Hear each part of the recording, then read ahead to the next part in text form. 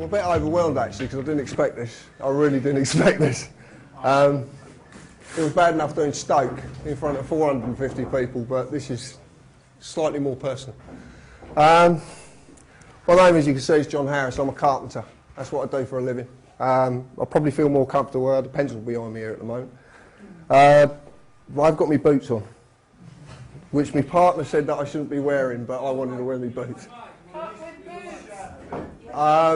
Yeah, I can't talk to a mic, so I'll do my best, but I have to move around. I deal with the nerves that way. Right. About 2 years ago, I started a website called the People's United Collective originally. It's TPUC. I don't know why I started it. I sat at a computer one night looking for web names, as you do, domain names. And I was looking for something, and I don't know what it was. And this cropped up, and I chose the People's United Collective. And I got mixed up in the, I should say mixed up, I got caught up in the 9/11 stuff originally, and it was a film that opened my eyes up to what was actually going on in the world. When I watched Loose Change 2, I saw a camera shake, and it said to me that there was something not right, and that was literally it. And the rest of it went all over my head. And up to that time, I was a businessman, not a very successful one, very poor one actually, and I lived in a world of egotism. All I ever wanted was a Range Rover, and I got one. I paid cash for it as well. The taxman don't know that. But yeah, I lived in a world of egotism, and I lived in a world where I didn't know what was going on. I didn't understand things. I didn't want to know, to be quite honest with you. And that's a horrible thing to say because of the things that go on in the world, but I didn't want to know. I was quite happy in my little world. But what happened with the website was that people started to bring information to the website. They just rang me up and they were giving me all this information about statute law, common law, the Queen, a monstrous amount of stuff. And I started to look at this stuff. And one of the processes is that I use, and you're going to find it strange, but I don't think. I don't think about anything. I just allow things to come to me. And I'll explain that later, why I do that. There is a big reason why I do it. And this information started to flow over me, and I started to look at law. I started to look at common law and statute law and all the different bits and pieces, the way the police sort of acted and are acting. And it suddenly started to kind of, I don't know, there was something I could see that was not right about everything. And this is basically what we've ended up being, is the People's United community. And it is a worldwide community. At this moment in time, we've got a hit rating of about 100,000 hits a day. And we've got 98 countries looking at what we're doing. Because what's going on here is going on all across the world. And basically the system of law that was employed in this country in the 1200s is a system of law that's gone across the world to at least 53 different countries, well 52 actually. And the results of what's happening in America and what's happening in Australia and New Zealand, even the Czech Republic, places like this, are all results of because of one document that was placed in the common law of this country, which is Magna Carta.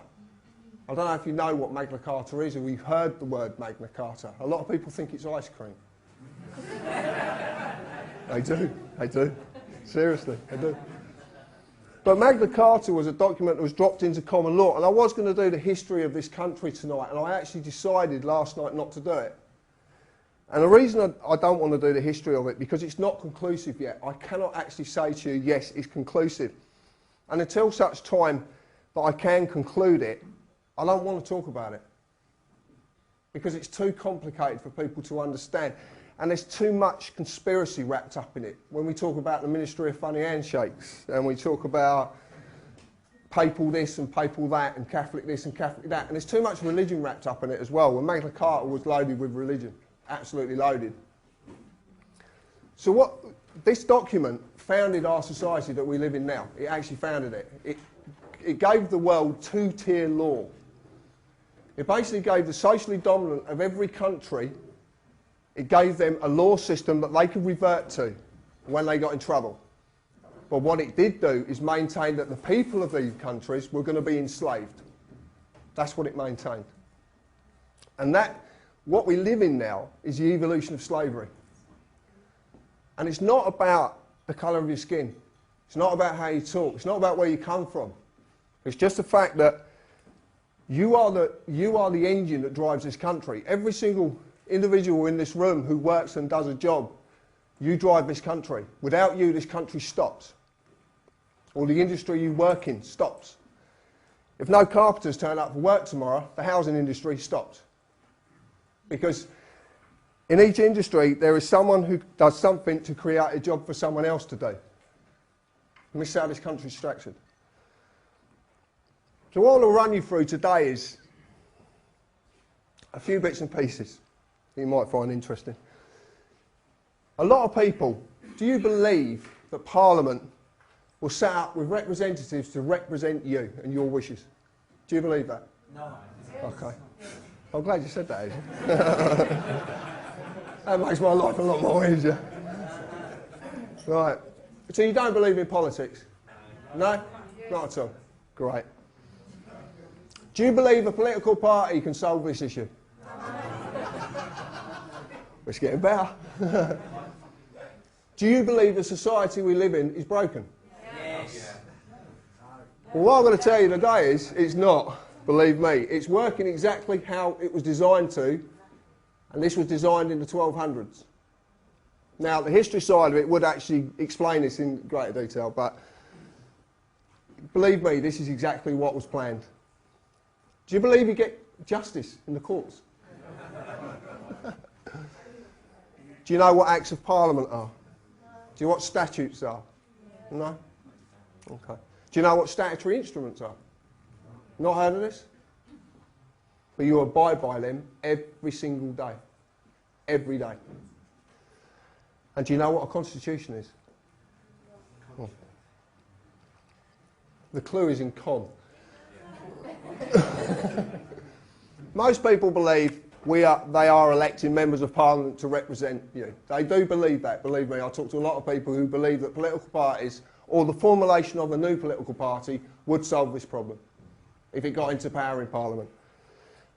One of the things that, I must tell you this as well, because this comes to me, someone sent me an email which is very interesting. I knew that the word Parliament comes from the word parler, French, for talk. What I didn't know that meant means lies.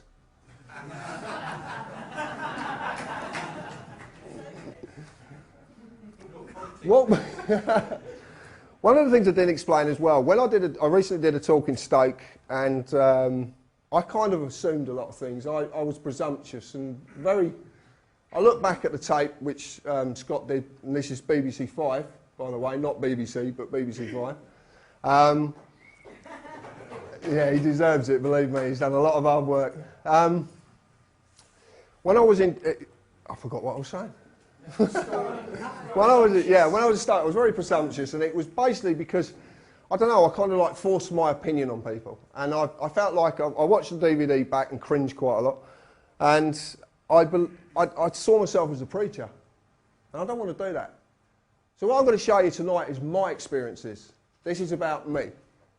And I'm not saying that egotistically or big-headedly or anything. I want to show you, because I've lived a lot of these experiences. And that's what I want to share with you. What I found out, after a lot of information coming to me, I found out that the directors, the Parliament, are basically directors of a corporation. That's all they are. And they're actually a for-profit corporation, which makes them making money. They're trading. I didn't believe this, so I had to go and find it for myself. And this is what I want you to do. I want you to take this information I'm going to give you tonight and actually go and look at it yourself. Because when you look at this, you will realise what the truth is. I can tell you this all night long, but it's meaningless unless you actually see this for yourself. This is Dun & Bradstreet. Now, a lot of people don't know what Dun & Bradstreet is, but Dun & Bradstreet basically is a credit reference agency that you can check out. If you were going to do business with a company, you can go on this here and you can pay a lot of money, as you can see, and you can find out if this company does good business. If they've got debts, do they pay on time? All that sort of stuff, all to do with businesses. When the members of Parliament are on here as a company. David Cameron, MP, is a company. Gordon Brown is a company. And this is the best one. Alistair Darling is the trading name of the Labour Party. Now, there's something very key to this, because Alistair Darling is a diplomat. And a diplomat has diplomatic status. That means they can circumvent certain laws to do things. This is why trading. You like this picture? This is very fitting at the moment, and this comes from an article from my dear friend over there. Because she called Darling Dastardly Darling. If you remember this cartoon, you'll remember that all he ever wanted to do was get to the finish line and cheat all the way along. And he had his little sidekick. So this is very fitting. Politics is pertaining to policy of the administration of a government. And policy, as you can see, is a government or a political party. A corporation can have policy. It's a written contract or a certificate of insurance. The Acts of Parliament become statutes, primary legislation. They are enacted under statutory instruments which are secondary legislation. The prime example is council tax. The council tax is the Local Government Finance Act, the 1st of April 1993, and this came in under this Act here, the Local Government Finance Act. It's called the 1992 Act for short. But when you look at a statutory instrument, it's actually a created written legal contract. It's not law. There's no way in any of the definitions that I've looked at I can find it says it's law. Because it's not. It's basically a contract. And this is very crucial. Society is the socially dominant members of any community. Human beings live in communities. And what they decided to do was destroy that by putting an ism on the end of it, which is what they did. But we basically live in a community. A society is the socially dominant members of that community. And do you believe that we have a socially dominant member of our community who are trying to control everybody else? Because that's basically what we've got. That's worldwide. When you hear about New World Order and you hear about all this stuff and the enlightened ones who, I don't know, got light bulbs shoved up their arse or whatever they've got. Basically what they are these, the socially dominant. They want to maintain their social dominance, and the only way they can maintain it is by keeping you lot enslaved. Did you know at this moment in time, 53% of your earnings is paid in some form of tax? Did you know that? 53%. A society is also a number of persons united together by mutual consent. And they deliberate and determine and act jointly for some common purpose. Now, some people know this word, because my friend Brian Gerrish is doing some amazing stuff with these. But anyway, this is what they basically do, a society. Now, a contract is an agreement between two or more persons that creates or modifies an existing relationship. There has to be offer and consideration and acceptance for it to exist. In Roman times, a handshake was considered enough to have entered into contract. Thus, you get the saying, you shake on it. A gentleman's agreement, I believe they call it. The fundamental rules, this is what a constitution is. The fundamental rules, and they're written or unwritten. Generally, they're unwritten because it's easier to manipulate. That establishes the character of a government by defining the basic principles that society must conform to. You were not given a choice if you wanted to join the society, because it was done at a time when you couldn't express a choice. But you were joined. When we define a statute, we find it's a legislative rule of society given the force of law by the consent of the governed. That means it's not law. Because nowhere in that definition does it say it's law. It actually says it's given the force of law. There's a big difference, a massive difference.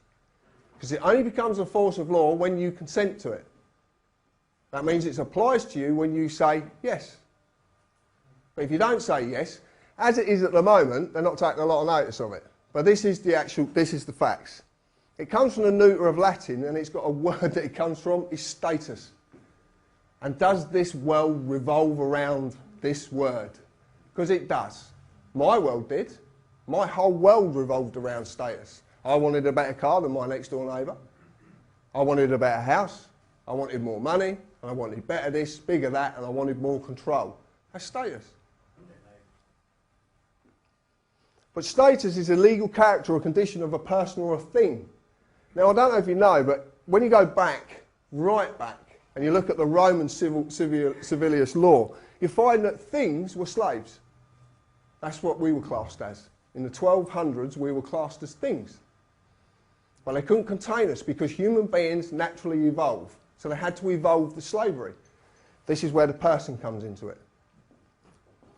By its own definition, you can see it is not law. It is only policy. There's a big difference between law and policy. There is a massive difference between legal and lawful. Massive difference. The United Kingdom is a corporation. Now, since doing my Stoke talk, I've had a lot of people attack me over this because they're saying they can't find it on Company's House, they can't find it. But who owns Company's House?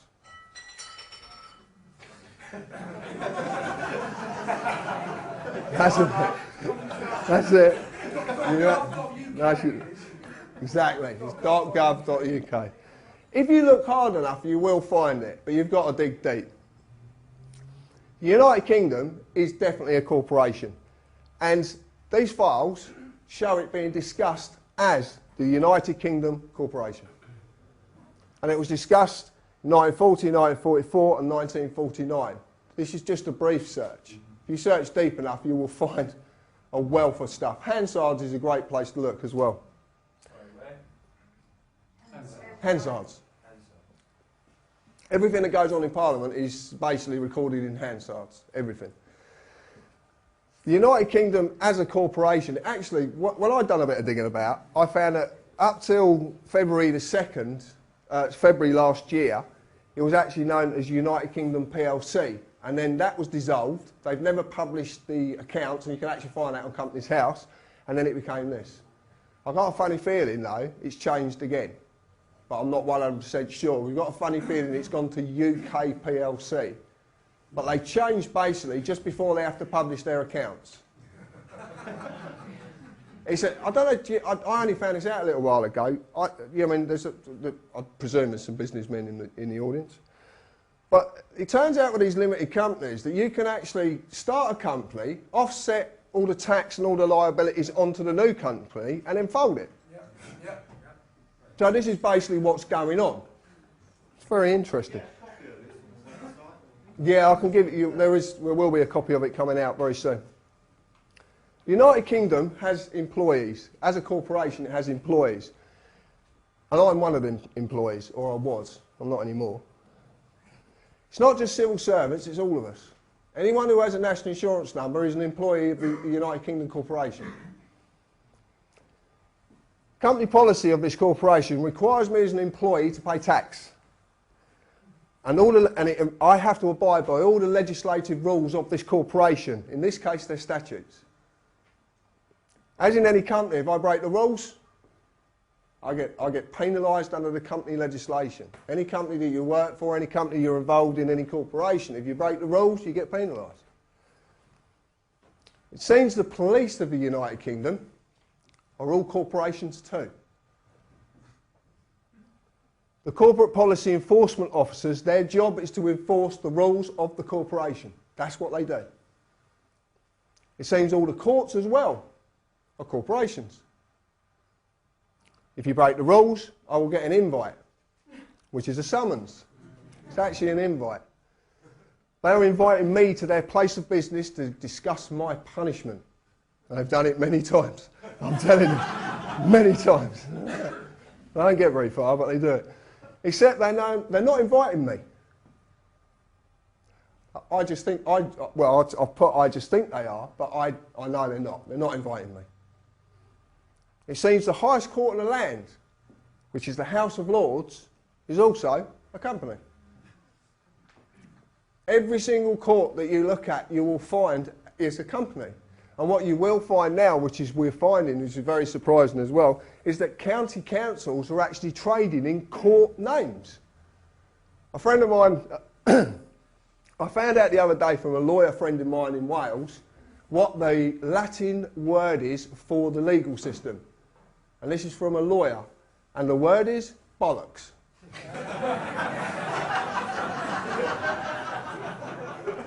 And that's from a lawyer. And he's a statute lawyer. He's a statute lawyer. He's very annoyed at me because he says from 1996 he's basically wasted his life. But he's a good friend. But the House of Lords is a company. Right. Between a corporation and a company, because you seem to be intermixed. Right. A company and a corporation are basically one and the same. The only difference is that a corporation will have a hierarchy that will basically say, this is the policy of this company and you have to adhere to it. Generally, a company, like I had a company, I traded in the name of John J. Harris Carpentry. I didn't have any rules, basically. Quite simple, that was it. You know. But a company... Eh? Rulers, yeah, basically. What it is, a corporation will say to you, X, Y and Z, you have to adhere to it, but I'm not adhered to it. You just do, you do as you're told. Basically slavery, that's basically what it is. This is very important, okay? This is very, very important. This gentleman here, is how I remember the police, okay? No. I do remember him like this, I do, because I've got a lot of friends still in the police force. Do you know what the funny thing is as well? In 1829, the peelers came on the scene, yeah? And they had a discussion about whether they were going to call themselves a police force or a police service. And they actually chose force. But then they thought about it and thought, well, that sounds like we're being a bit like the army. So they changed it to service. And we live with a police service. And what do? They act as a police force. Everything is 180 degrees the opposite of whatever you see. Believe me, it's 180 degrees. Everything. You look at any of their statutes, what they say they're going to do is the complete opposite of what exactly happens. Seriously, you've just got to look. You've just got to look with different eyes. This gentleman on my left, I nearly said right, because last time I was over there. This gentleman on my left is how I've modelled this, not actually, but I've modelled this on a dear friend of mine called Mick. And Mick, when I was a youngster, I was a pain in the arse. To these boys, I was a pain in the arse. I was always up to mischief, I was always getting in trouble. But Mick showed me what a policeman was all about, because I wasn't disturbed. Actually, I'll tell you that. A lady told me the other night I was very disturbed. I needed psychiatric treatment. She did. Yeah, she did. Poor thing. Because generally you reverse it and it actually means she needs psychiatric treatment. I didn't want to tell her that though. I'd upset her enough. But this gentleman on my left, when I was growing up and I was in a lot of bother with the old Bill, I saw people who naturally were compassionate, they cared. They genuinely cared. And Mick could have nicked me so many times for stupid things that I'd done. And when he did nick me, I held my hands up. That's one thing I always did. If I'd done something wrong, I held my hands up, said, yeah, fair cop, you got me. You know, the Stevenage police station was basically a hotel for me when I was a kid. You'd probably name it after me one day. But Mick showed me, and I understood what a policeman was about. Since getting into this, I see this on my right-hand side. This is what I see now. Yeah, that's what he needs, yeah, right there. Get some of that. Shut down in a second.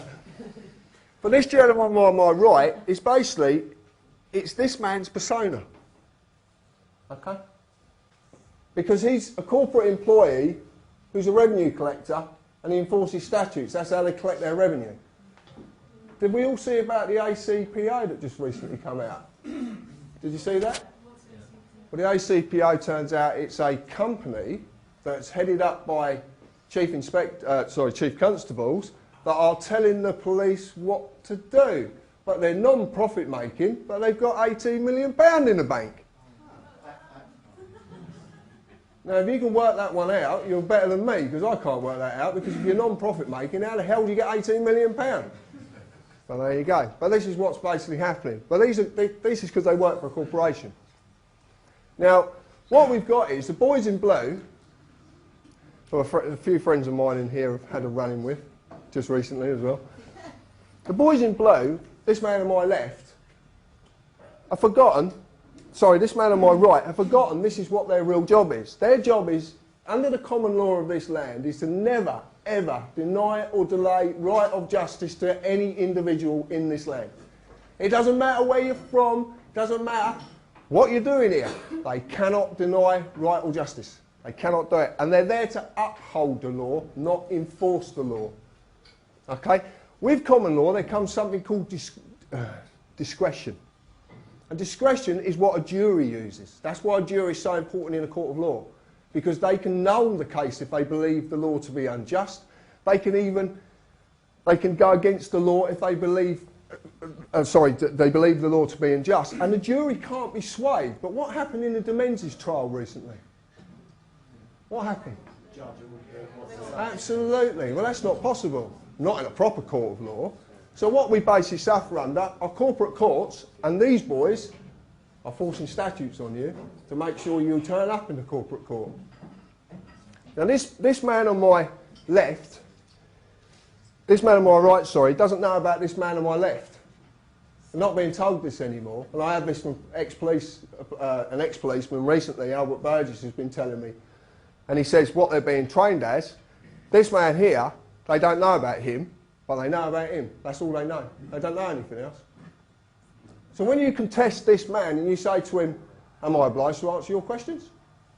What they actually say to you now, which is quite funny, because Richard, one of the admin off of TPUC, asked one of these gentlemen a couple of questions, and he got arrested for obstructing a police officer in his duty for asking questions. He sits there and he'll tell you all about it. Didn't you, Rich? So we got no chance. No, because I know. No. Don't jump the gun. So basically, that's what we've got. I want to show you a little video. I want you to watch this.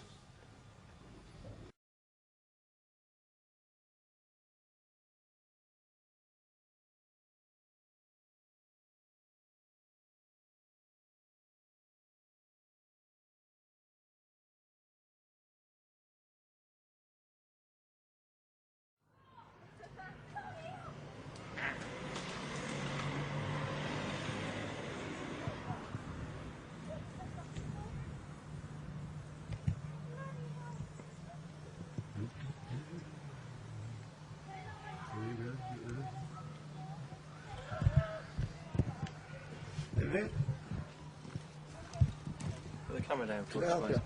What? Can I help you? Put the camera down for us. What for? Whoa. I'm in my own garden here, mate. Okay. What, Is you it come an offence bursting for you to down? be filming the police? It's not an offence at all. It is, sir. No, it's not an offence at all. No, I'm a filmmaker, mate. I know the laws. I've been doing this for years, mate. I film the police all the time. It's not an offence. Okay. We're telling you. that it's What an section is it an offence under? Okay. It's an offence, sir. What section is it an offence under? I'll find out for you. If you can switch the camera off. No, I can't switch my camera off.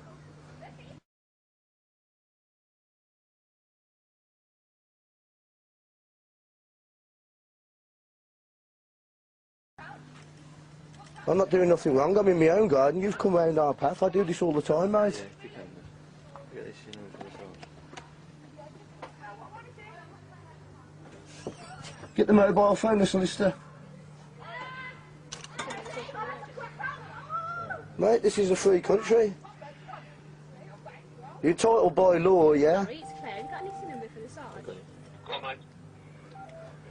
Sarge, just quickly, we've just done a stop check Absolutely, on no problem, Welsh sir. Farm. There's a gentleman here that's filming us. Yeah, he's in his own garden. What's basically happening, if you can't hear this, what's basically happening, these two officers have walked up the garden path and said it's a criminal offence for you to film me. Darren's turned round, Darren, a friend of ours, and said no, it's not. They're saying yes, it is. So what they're doing is, they're on the radio now to the sergeant trying to confirm that it's an offence. Because they don't know the law. Have I got hold of this? What's this for the cobwebs? I think you've got it wrong, right? And you know what you ought to do, mate? You know what you ought to do? What he's actually saying is, do you know what you want to do, mate? He says you want to go and petition the MPs to get the law changed, which is what's happened.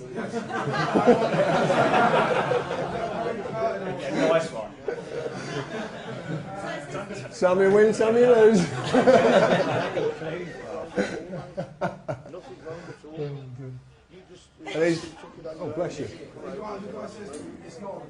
Yeah, absolutely. When you hear this properly, you can watch it on our website. This is, believe it, it's just gone around the internet like a virus, a good virus. What basically is, the sergeant comes back and actually says it's not an offence. And you can hear it, and his camera picks up that this has said it. This lady officer, I should call her, tries to pick a fight, and you need to hear it to understand it. But she basically then, because they failed, and she then tries to pick a fight. They're asking for his name, they're asking for his dress. Darren didn't know what he was doing at the time, because he didn't understand very much. But it's inherent what goes on. You know what's right or wrong. You don't need to be told it. It's already inherent in you. You know if you do something right or wrong. And Darren knew what they were doing was wrong. So he decided to stand his ground. As you see, they're having a bit of a discussion about it, as they do. It's what he does. He does it all the time. He goes to... No, off I go. Right. I'll explain that. Sorry, that was very flippant. No, he seriously, he does do it all the time. He goes to the police meetings and films them. He actually goes in the police meetings. They have these community meetings up in Birmingham where he lives, and he goes in there and he films them because he wants to get what they say on camera. Because sometimes when these people are talking, they slip up, and they slip up big time. We've recently got an MP on tape actually saying, "I'm not here to represent the people." He's actually saying it. He's questioned, and he actually says it, "I'm not here to represent the people." What Darren has done, he's done some brilliant videos. What he does is he just films these because they film him. What he says is, the cameras are constantly filming him, so he does exactly the same. What's wrong with that? If they've got something to hide, which obviously they have, now recently, as you've just pointed out, which is very true, they've just changed the statute to say that you can't film them anymore. Okay? So what about Sky Television? What about all the channels that show police this, police that, you know, chasing these poor people down and basically kicking the hell out of them, pepper spraying them and all those different bits and pieces? What are they going to do? They're going to start finding all these companies. They're going to start to pull all this crap off the television so it's not forced down our throats. Well, they're registered corporations, aren't they? Absolutely. Go find them. Exactly. So what you're seeing is you're seeing two-tier. You're seeing two-tier. We're not allowed to do it, but certain corporations are allowed to do it. And that's why the propaganda that they use all the time will be spewed out and spewed out and spewed out, because that's basically what they're doing. Have you ever watched one of them police programs? They're outrageous. I've never seen anything like it. They're good. They're good information sources. It's basically, I believe I don't know any of the names, but I believe one's called Police Stop or something. It's about them chasing people around in cars and all this sort of stuff.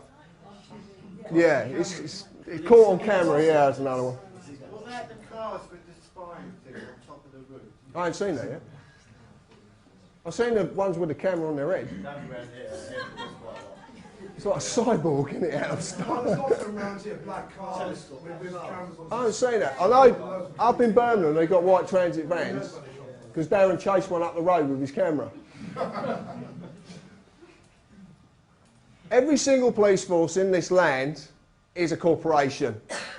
And this one might ring a few bells because it's the City of London Police. Below it, Northumberland Police Authority, Gwent Constabulary trading as Gwent Police Authority. They're all corporations, every single one of them.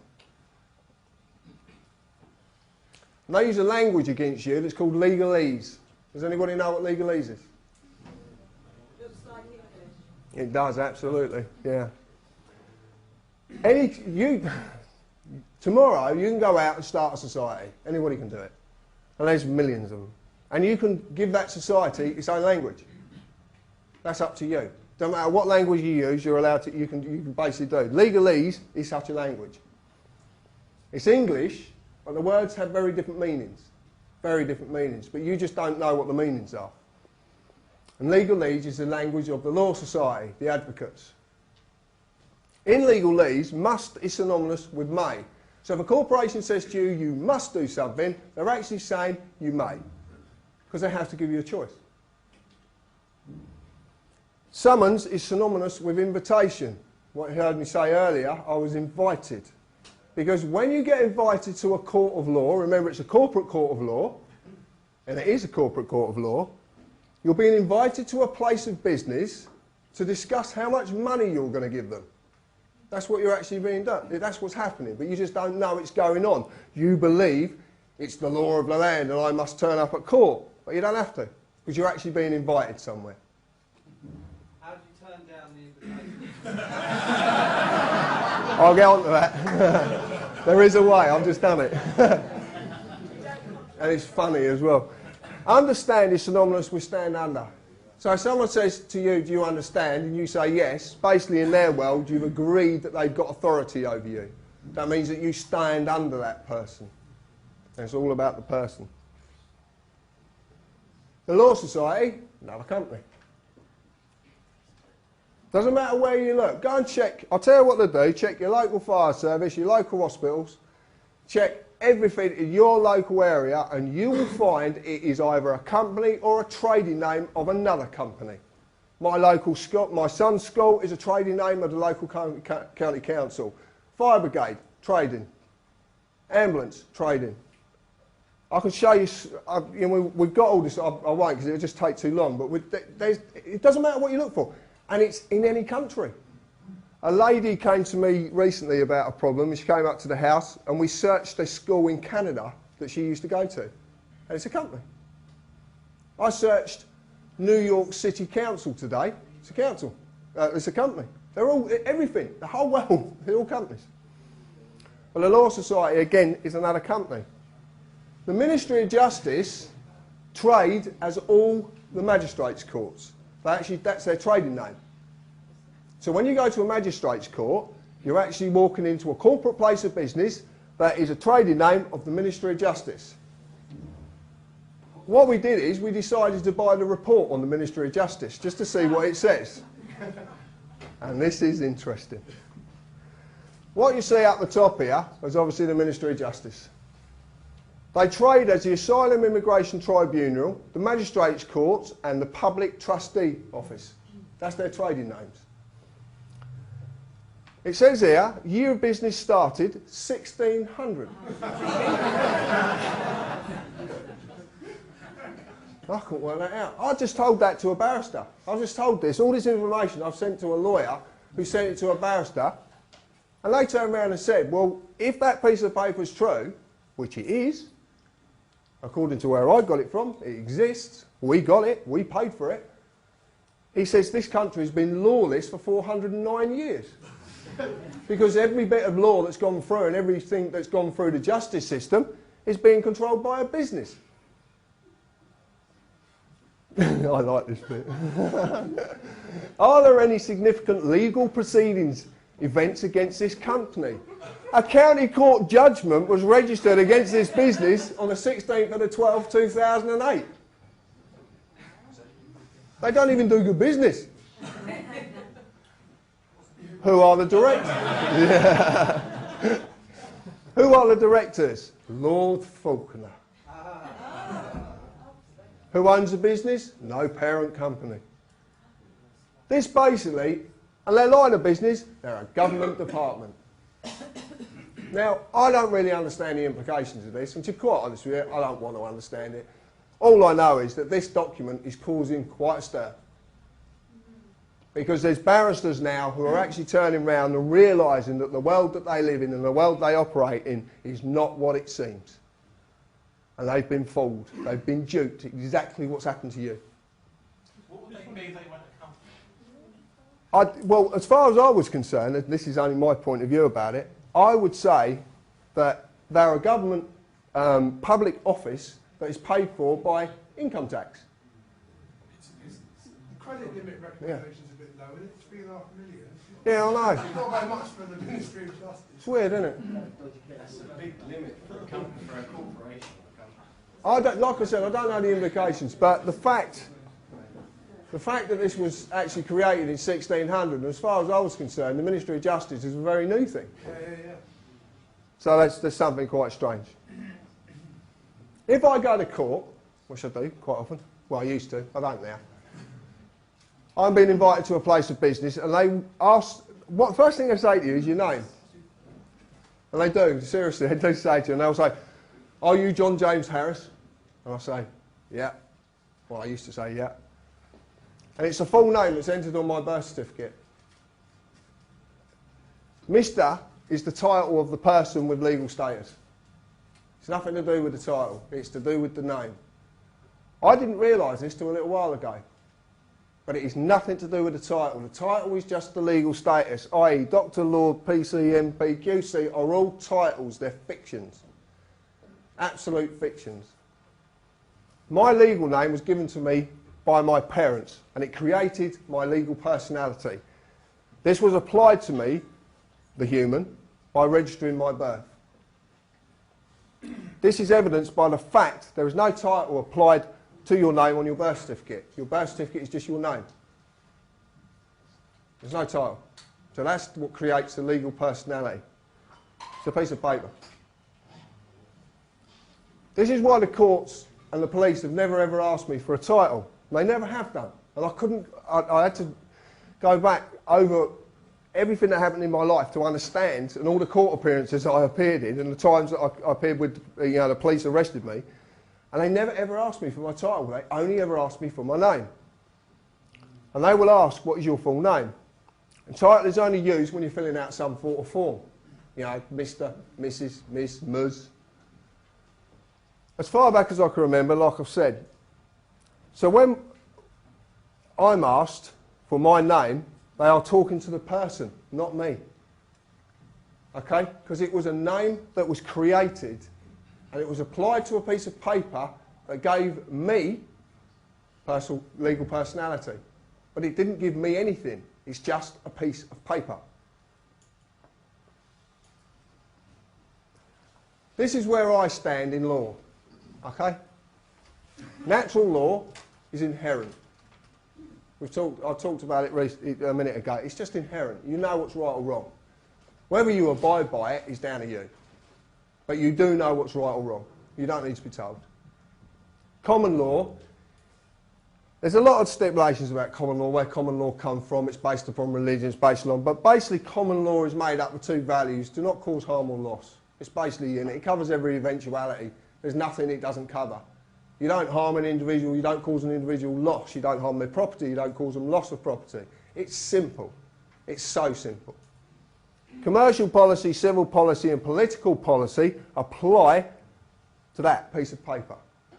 But they need me, the human being, to represent that piece of paper, because all it is in real life is a piece of paper. Nothing but. It's just a piece of paper.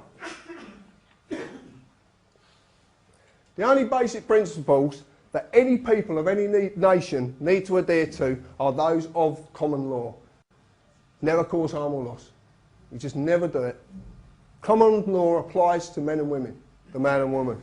Within common law there should exist a word called justice. Fair trial. Statute rules apply to the person, but only when the man or the woman consents to represent the person. Because remember, the person is just a piece of paper. Consent can be given by inaction or action. Okay? If you ignore something, you're giving consent. It's not just by the action that you do, it's also by inaction. They get you both ways. Within statute rules, you will receive a summary judgment. You break the rules of the contract, you lose. And it is simply a contract. And it is simply summary judgment. That's all. All they're interested in is getting two bodies into a court, or one body into a court, to find out how much money they can extract from you. That's all they want to do. They're not interested in justice. There is no justice. As long as justice is seen to be done, everything seems to tick over okay. What is summary judgment? Basically, summary judgment is just, county court's a classic example. Me and you go to county court, you got a beef with me, I owe you this. The judge says, no, you don't, sod off. That's summary judgment. He's summarising, he makes a judgment, job done, next case. You ever seen the county court? How quick people go in and out of county court?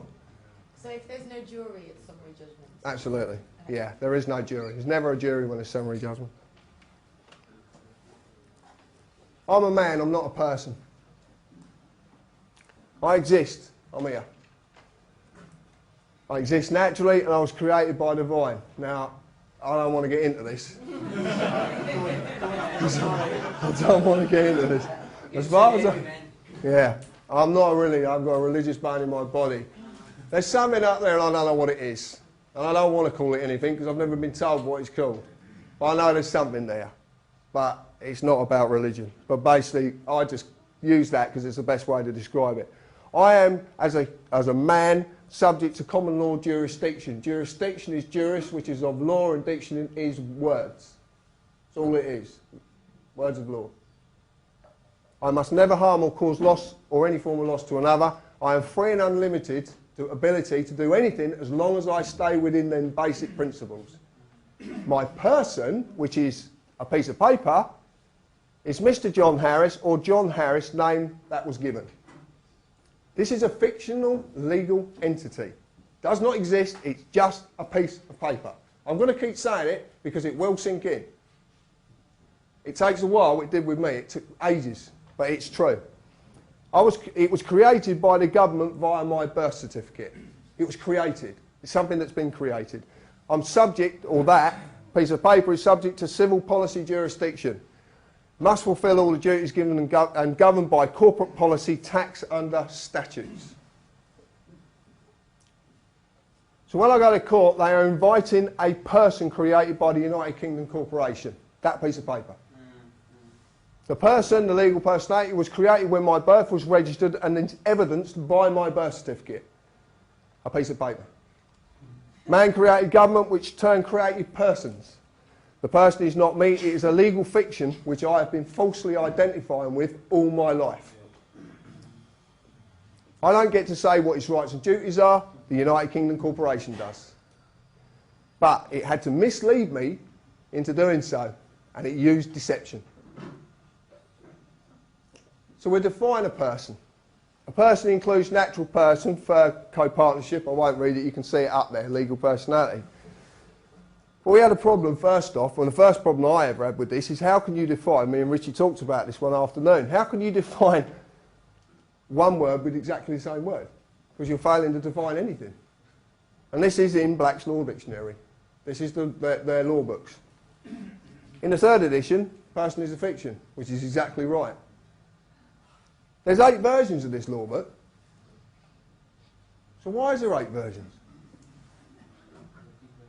It doesn't make any sense, because if the words are wrote out in one law dictionary and they mean that definition, why would they change? Why would you need 8 revisions of the same book? Because if it's changing, it's being manipulated for a reason. Why? Because we're cottoning on. Do you not think loads of books have further editions though, because there's like developments in court and it's not anything... But why would you need to change the words? Why would you need to change the word person? Person means person. Just because of changes like in... Yeah, I was thinking about it. I've seen the same dictionaries have different versions. For Yeah. example, it's the way in which they change that's interesting, I think. Yeah, when? Yeah, 5 minutes, yeah. Legal world, the person has a legal personality. That's that piece of paper. Created and maintained by statutes. Everything in the legal world requires me to sign as a created person. Everything. Everything I apply for, everything I do requires my signature. But it's not my signature, it's that piece of paper's signature, because it can't hold a pen. But it's true. I was told and believed that my natural feelings are this personality. I've been through many, many experiences in my life where I've been told that this is my personality. I am my personality. What I suddenly realised a little while ago was this. My ego is my personality. Because my ego created the need for status. It feeds this personality. It needs control over everything. Everything. And it's an affliction of my mind. It's not me. Not as a human being, it's an affliction of my mind. I now don't try and control the person. I just deny the person control. That's exactly what I do every single day. And it's a hard battle. It's the hardest battle a human being can go through. Because the rest of everybody else out there actually believes you are out of your mind. They do, believe me. They believe you're out of your mind. And I will tell you an incident of a dear friend over there who was told the other day because she didn't believe she was a person, she would have to have psychiatric treatment. And she stood over there. An assessment. The treatment's a bit like that, isn't it? This is it. The deception of the persona. The social mask all human beings supposedly wear. Excuse me. Most men and women in the world believe today that they are a person. I've asked an audience of 450 people, do you believe you're a person? And no one stuck their hand up. I started laughing because I could see their faces. And I could see the face. Do you believe you're a person? Do you? Any of you? Do you believe you are a person? Don't be embarrassed.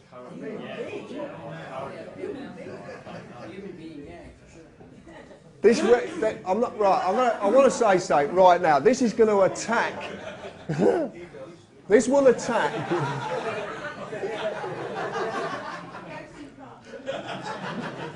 Right. This will attack everything. This is going to attack. Okay, your ego is going to get attacked by this, and it will come back fighting. I know. Okay? It will come back fighting. But it really does.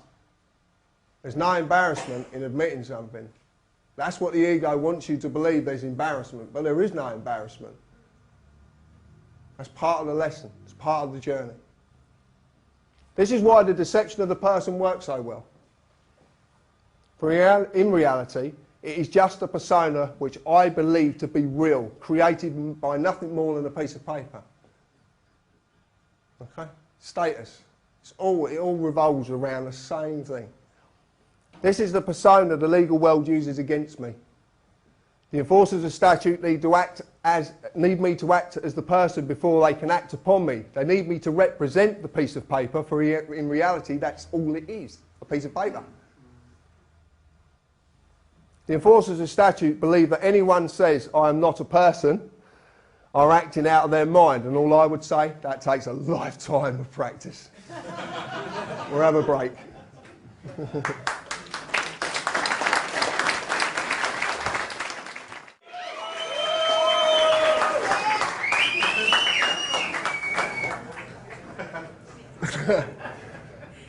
That was better, wasn't it? Excellent. Right. Okay. Oh dear. Right. I want to move on to the creation of this person. Okay. When I was born, my mother and father submitted a birth certificate registration application form, a piece of paper. In the formulation of any company, anything within this legal world, there is always a piece of paper. Always. Do you want to get that? The fictional person known as John James Harris, my given name, was created by this piece of paper. My name was given to me, and it wasn't chosen by me, evidenced by my birth certificate. It's not a bad name, so I'm not really that arsed about it, but when I submit an application form, when you submit something, I actually bend to someone else's will. I actually agree to that by doing it. When I register, I'm handing over legal ownership of whatever I'm registering to whoever I'm registering it to, the body that I register it to. When I apply, it actually means I'm begging. And it is assumed I know what I'm begging for.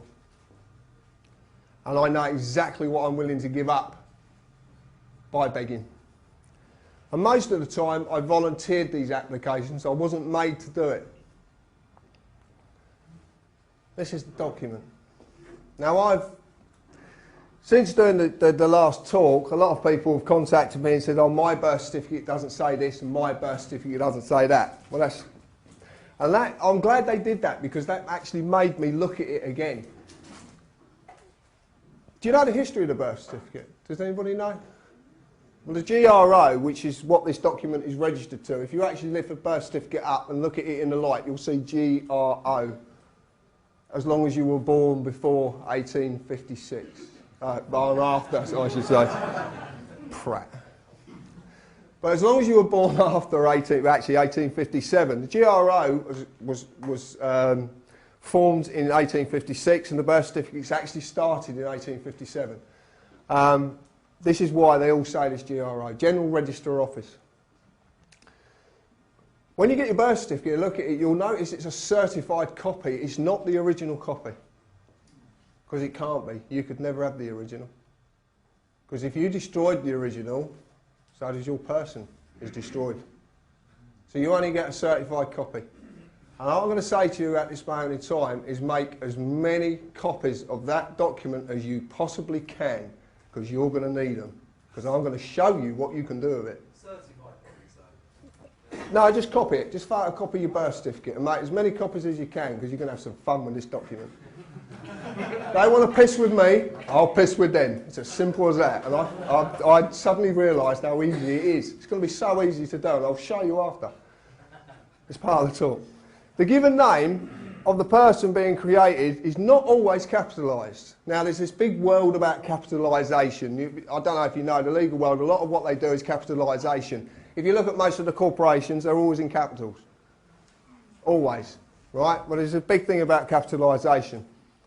But the given name of the person's father, mother, is not always capitalised. But there has to be.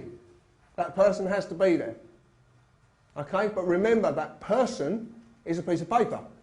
So it can't physically walk in the office and pick up a pen and sign something. So there has to be a human being to represent it.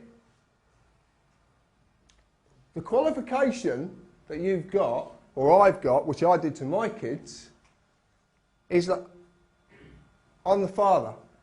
And that gives me the ability to inform on my own child.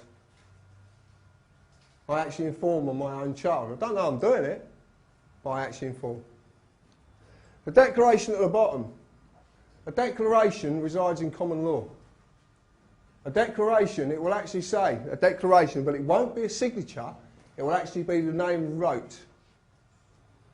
And the declaration is to prove there was a human being present to represent this.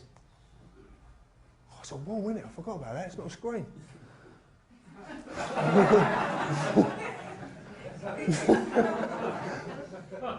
But it's absolutely true. So this declaration proves there was a human being there. Because without that human being there, how could this piece of paper toddle in the office and declare there is a baby being born and I need to register it because you need to create a person? Because if you don't register, then the state has no hold over that human being. Because the only hold they've got over you is because of this piece of paper. Everything in their world, everything in the legal world. A doctor recently contacted me from Amsterdam. Lovely bloke. And he was pulled up by the General Medical Council, which is a corporation. It is, you can go and check it out yourself. Go and check it. You don't need me to know. And they're not all limited, and some are non-limited. You can actually look at the differences. I don't understand it. I don't want to understand it. I just know that they're a company, and they're not meant to be a company, and it don't matter to me. And the excuses I've heard are unbelievable. I don't want to know. When someone can come up with a really good reason why they have to be a company, then I'll listen. And as long as it's in words I understand. Because a lot of the words that people use to explain these things, I don't understand. And have you ever noticed that these words are about that long and they actually mean something that long? So why not use that bit in the first place? Or is that to beef up the status, the ego, because I know these big long words? But this document, this doctor, okay? He's saving people's lives by alternative medicine and actually curing people of cancer. And he was struck off for doing it because he was saving people's lives and the farmers couldn't make their coin. Okay? He sent me a bundle of paperwork. And there is 1,500 sheets of paper in this bundle. And he's got 10 of them, and that's one case. 15,000 sheets of paper for one case of him curing someone of cancer. But the title they're taking away from him was given to him by the medical council because when you register something, you hand over whatever you're registering to whoever you're registering it to. But does that stop him being a doctor that he's been for 30 years? Just because he's lost DR before his name. Believe me, after tonight, there's probably a lot of people in this room who put a lot of different words before my name. They do anyway, believe me, and after it. This document is what you've done this to your kids. Seriously, you have done this to your kids. You don't know you've done it. That's the point. You've been duped. It's deception. And what's deception? It's fraud. Yes, doesn't it make these contracts null and void? That's a good point. And that's a very good point. I would like to see a proper court of law, not a corporate court, if we could ever find one. General Registry Office, corporation. Okay? That's what you registered it to, corporation.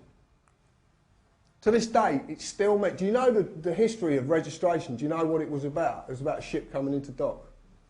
Do you know that? Well, ship coming into dock, when the ship docked, do you know why it's called a dock in a court of law? Absolutely. Yeah, the Sea of Rome. The sea, and it's not got an A in it either. I don't want to get into that. But basically what happened, when the ship come into the dock, the ship's captain would get off and actually register everything on that ship with the harbour master, including chattels, slaves, everything. They became the possession of the harbour master. Do you know the word liberty? Do you know where liberty comes from? Because people talk to me that they're losing their liberty. Liberty is a grant. Liberty was given to a sailor to pass port when a ship docked. He was allowed to pass port under certain conditions. What happens when you go to an airport? What do you have to produce? You just don't relate it. A bank. A bank directs the current, directs the currency. What do? You deposit on the bank. The current deposits things on the bank. It withdraws from the bank. It's so bloody obvious, staring you in the face, but you just don't know it exists. This is their world. As I have seen, the most abusive way that this has been done is the registration of births. And a simple show of this... Sorry, I'm sorry to interrupt you. I really didn't understand what you were saying before. I'm sure that it might just be me, but what you were saying about currency and banks and the words... Well, basically what it is there's... Right, I don't want to get into it because it's quite complicated, but it's not. It's very simple. There's a common law, okay, which is meant to be the common law for everyone, okay? This is what common law of the land. Admiralty law is the land of the sea. So everything it's to do with is the sea. So if you look at everything in the legal world, it's basically what happens when you leave a police station, you're bailed out? Passport. There's so many. How many have we come up with? Dock in the court, yeah. Cash flow. It's every single word relates to Admiralty law. And if you want... It's the law of money. Okay, that's all it is, because that's what basically this is all about. To show that a simple show of my children no longer belong to me, and I will get into this, is that I have to have my children mandatory vaccinated.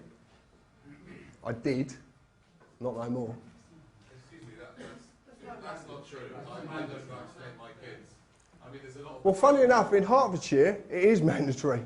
Is it? Yes.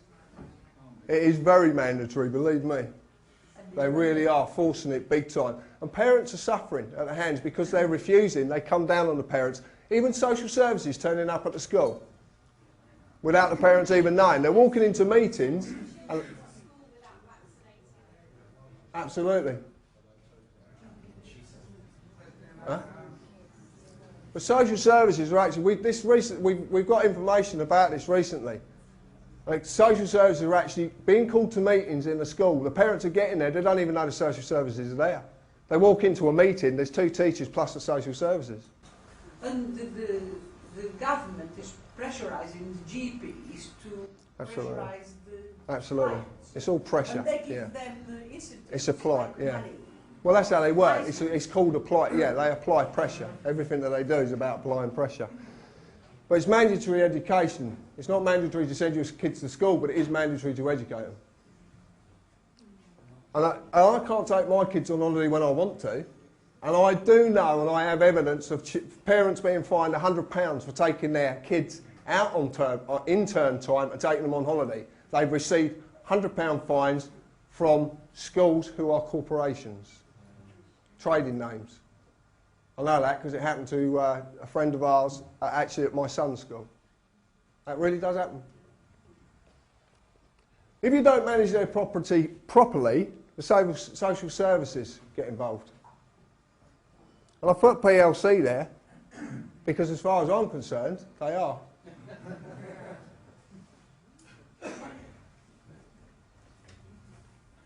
And you can see all the different services are there.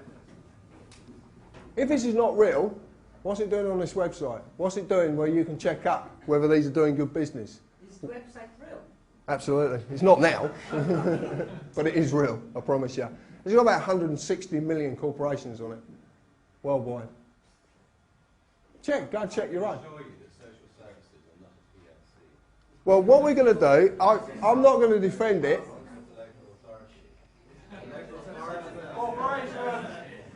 Right. I understand what you're saying. I can appreciate that. But until that's removed... Well, what that DMB says is bollocks, basically. Oh, is it? Okay, that's fine. That's your opinion. You're entitled to that opinion.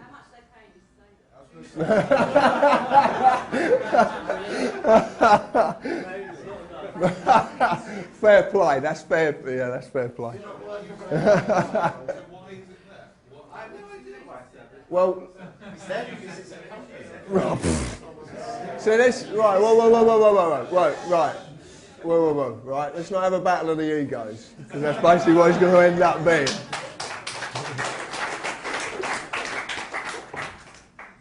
Consider this. I want you to consider this, right? Could the government actually take my car away and crush it lawfully if I actually owned it? Yes. No. If I actually owned it, it's my property. I own that vehicle. Could they take it away and crush it? Why couldn't they? Because it's a crime. It's my property. To take it from me is a crime without just cause. Okay? When I registered my car, I was duped into handing over legal ownership of it. Have you seen the advert on television where the car crashes up in front of the two? Yeah? Seen that? What does it say? Right at the end, we have a legal right to do this. Doesn't say we've got a lawful right. Can you unregister a car then? Well, talk to him after. Simple as that. We are doing an article on it. It will be on TPUC. It turns out it is possible. It is possible. And something else we'll be bringing out in the very near future as well is that it just turns out that through certain processes that we sort of, I've never got involved in, but there is individuals we know, a £300,000 mortgage has just been defeated. Wiped out. Discharged. Absolute discharge. It's been wiped out because it was proven that the contract was not legal. So it just shows you, when you do know the stuff, some of the stuff, there is ways of defeating this, there is ways of battling it, but it's not as hard as you sometimes feel as well. The fact of this is when I registered it, I also stated I would agree by their rules, road tax, fuel duty tax. and an MOT requirement. Okay, I agreed to it because this is what happens when you register things. You're actually handing over ownership of it. But now you know this, you can have some fun. Department of Transport is traded as the DVLA. So it's another corporation. Is that bollocks as well?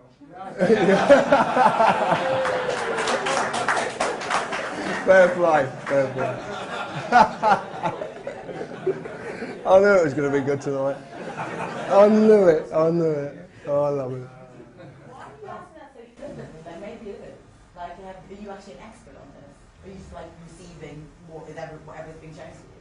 Why don't you go research it? Well, it's actually, that's a very good point, because I would like you to actually do that. Don't accept my word for anything. Please don't It's accept. not your word. I'm just open to, like, totally Yeah, open to what this you're is- saying, totally open to someone else saying it's bollocks, but I'm not an expert, do you know what I mean? Oh no! You draw your opinions. It's seriously. I want you to look. This is the idea of this. I'm not saying that this is. I did say it. I made an assumption, and I explained that at the beginning. This is not about. I'm not telling you this is true. This is what I see, and this is possibly my truth. But there's about 6 billion truths out there. I'm just one of them.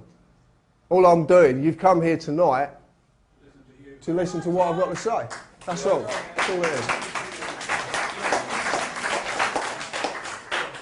I do.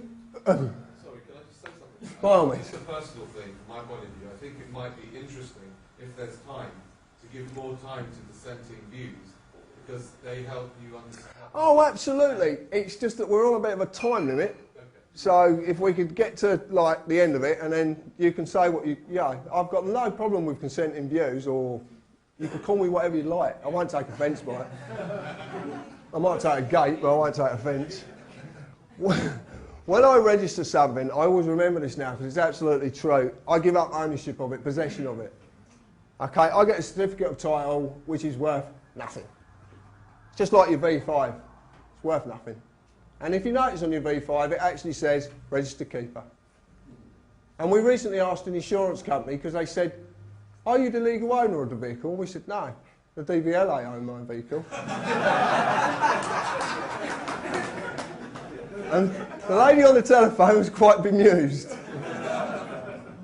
But I don't even, I shouldn't own my own children, but in retrospect, this is what this process does. If we don't own them, does that mean we can actually... Wait. Wait, I know where you're going, wait. So why are there so many fixed penalty notices? Right? If I put my bin out in the wrong place, or I put it out on the wrong day, or it's too bloody full, this man comes along, slaps a ticket on it. Right? But maybe it's giving people jobs. I don't know, there's something going on. Parking in a place, a corporation deems I can't. Okay? Or speed cameras. Not completing a sawn. The list is endless. It is endless now. These fixed penalty notices, they're incredible. But what are sawn? Statutory off-road notice, yeah, which is an offer, actually. Yeah. What are these notices in the real world? And what we found out is that what they are is actually, they're offers. And they're being issued by these corporations, and they'll never stop dreaming up the reasons to do it. I'm penalised by way of forfeit, and a forfeit is generally punishment for a breach of contract. What a fixed penalty notice is an offer to an accept and adhesion contract. Did I say that right, Richard? Because I never ever say it right. Adhesion. All right, great. An adhesion contract is a type of contract that is legally binding agreement. Basically, it's made by one party who've got all the bargaining power, then attached to you legally. In legalese, a notice is not a bill. It's not a demand. A notice is nothing more than an offer. You're being made an offer. If you get a notice to go to court, a notice of a summons, which I recently got, you're getting an offer of an invitation to go to a corporate place of business. That's what you're being offered. You just don't know. You don't know. And it actually doesn't apply to you. It only applies to a piece of paper. It doesn't apply to you. I've refused a few times. Fair play to you. So when the police come to your homes, can you just hand them over your stuff? Will you wait?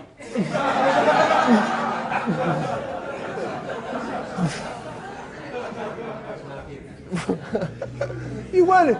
You ain't got a camera in my house or something, here. You got any beds here? An offer to discuss the contract, the offer is trying to force upon the person. As I say it, this is a simple tool of revenue collection, and that's all it basically is. Sorry, getting a dry throat. The true reason why these fixed penalty notices are forced upon the person is to simply maintain an illusion. And that illusion is a control over my life, my fortune, my freedom, because I fear their ability to take off of me something that's valuable. And it's this product here. This thing here. And it says on it, which I love, I promise to pay the bearer on demand the sum of £20. What I'm going to ask you is £20 of what? Pardon? Sterling silver, yeah? What is it now then?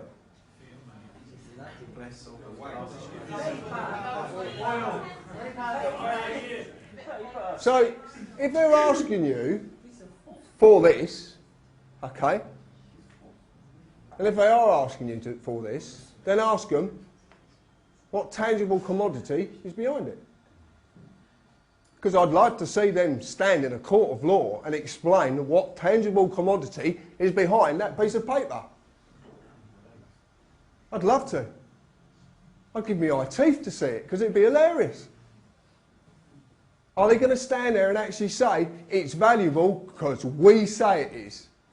Because that's the truth of the matter. Another thing as well, I want you to do this. I'd love you to do it. I'm not going to ask you, but you know when you get your money in future, write that on it.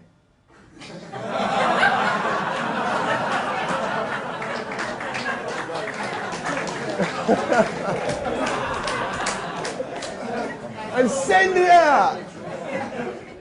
Sooner or later, people are going to clock on. And I've got a question. If anyone could answer this, I would really, really love to answer this question. Do you know what that tune plays?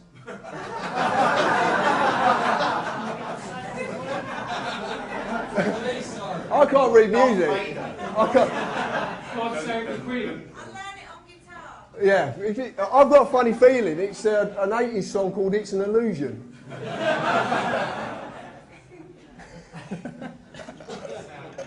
But do it, seriously. Do that. Write that on it and send it back out. See what happens. It'll be hilarious. Sooner or later, someone's got to clock one. They've got to go to the Bank of England. Oh, shit, they know what it is now. You can't ask, because my friend over there got arrested for asking. She did. She got kicked out of the Bank of England and the doors were shut behind her because she asked what was tangible behind this. And there is nothing. Okay? There isn't. No one can give me an answer. That's a foreign jurisdiction anyway. It's not part of England. So it's a bit of a cheat code. Yeah, don't go down that road. This is the truth. This is what I see as the truth. Okay? This is my truth. I'm the only valuable commodity in this country. Me. I'm the currency. Because of what I do. And to get me to do what they want me to do, they have to give me something at the end of it. Now you might say it's a promise. You might say, but the point is, we talked about it earlier, 53% of what I just sold you has been taken away from you. The only reason they take this stuff away from you is to make you believe it's real. Because the only reason it works is because you believe it's real. If you go to your shopkeeper tomorrow morning with that piece of paper and he turned around and said to you, I'm sorry, but that's not real, it's just a useless piece of paper. What would you do? No, but what would you do? This is real, it's a job. Yeah. And if the government come out and says, right, we're going to start having money, it's going to be Smarties, you'd all laugh. Till you wanted another packet of fags, you went and got as many Smarties as you could get. But that's the truth of it. This is why it's an illusion. It's laughable, and you're laughing about it. But I use the stuff to get here tonight. You'll use the stuff to get home tonight. You've used the stuff to buy drinks. But use it and look at it and realise what it really is. An illusion. And it's the thing that enslaves you. Because what do you have to do every working day of your life? Get as much of that stuff to survive. And most people only survive. Okay? They do. I hear. It's funny, when I was in Stoke, I don't know if anyone's seen the Stoke, you know, a few people have. I got very upset on the stage, I actually cried. And I'm not embarrassed about it, because I believe I can cry whenever I damn well please. It's my right. And there's no embarrassment about it, it's a pressure valve. In most people, crying will stop them hurting someone. That's how serious it is. It's a natural pressure valve.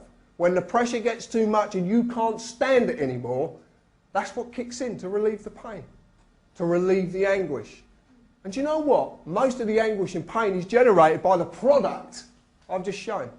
Because that's what it is, a product, an illusion. So next time you look at it, next time you take it out of your pocket, don't think about it, because you don't have to. Just realise what it is. And we don't need it. There's a fascinating article on our website. It talks about a post-money world. And it's fascinating. So don't believe that you need that stuff. Don't let these people destroy your lives because of this stuff. But this is the truth. The very principles of money, according to the principles, there is nothing there, just a piece of paper. And it enslaves you, and that's what it was created to do. That's what banks were created to do.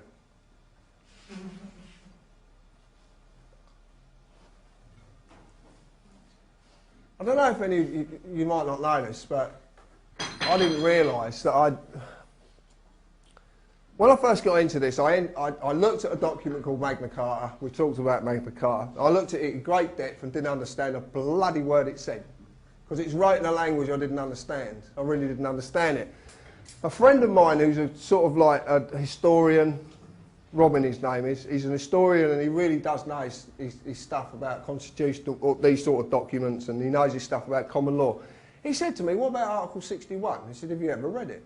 I said, well, no, I've read it, but it talks about barons and all sorts of things. But he said, but you could use it.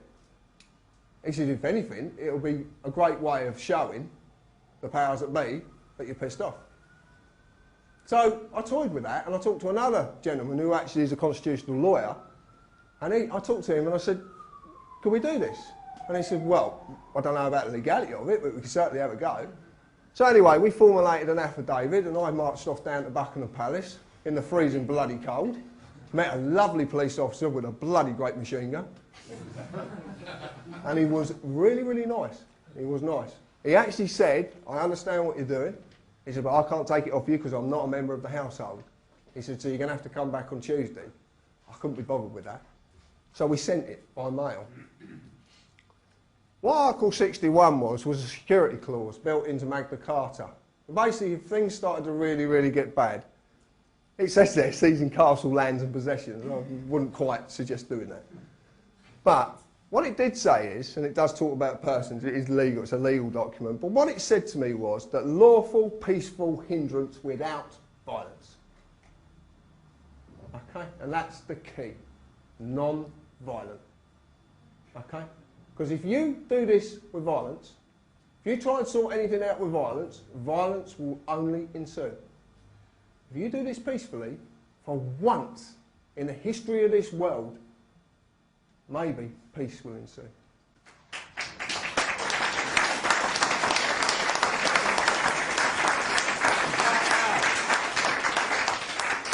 Is that just the Queen's birth certificate? Even if you do it peacefully, and even if you stall by asking questions, can they not do you for obstructing or pervading the course of justice? Not if there's enough. Not if there's enough. Absolutely right. Yes. How many truncheons have you got? The point is, right, I'm going to tell you something, and the people, this is why I was told the other night, because I'm very disturbed, and I'm going to tell you something, right? I spent a year in an asylum when I was 14 years old. Hill End. And we're listening to you. Yeah.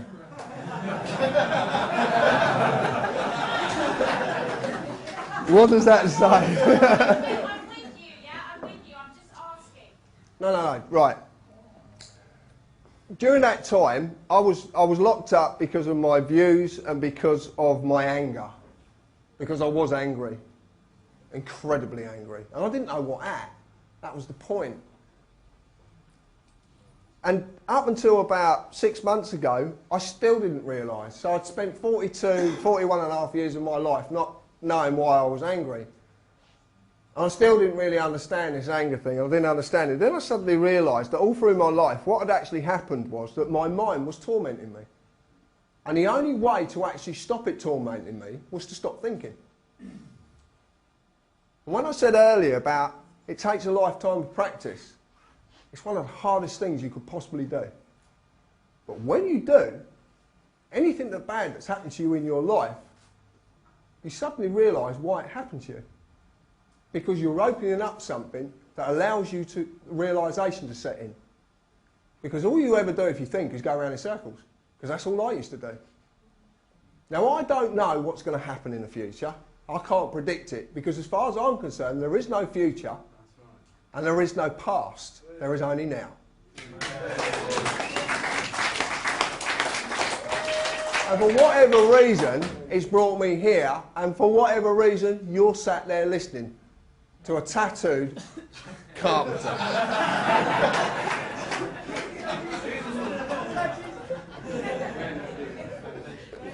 What I love about tonight more than anything is the laughter.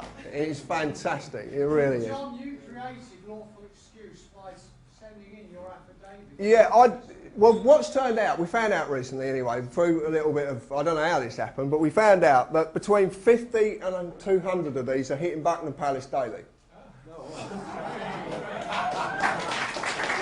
We didn't... And that's every post delivery. So I don't quite know what's going on. I don't know what I started when I started this, but I do know that it went round the city because a week after doing this, I was working for a gentleman. I used to work for a stairlift company, and I was doing a job in a gentleman's house, and he was talking about this, but he didn't know it was me. I did tell him, but he told me about it before I told him. So it turned round, I started saying cough, but I didn't realise it was quite... So, this is lawful rebellion, okay? It's lawful. That's the big part. It's lawful. You're not doing anything that's against the law. And remember, the law and the legal world are two different things, are two different entities. One's real, one's an illusion. I peacefully resist all claims against this piece of paper, the person, by refusing to consent to the corporation's policy. My friend Richard did it the other day and was dragged down the station.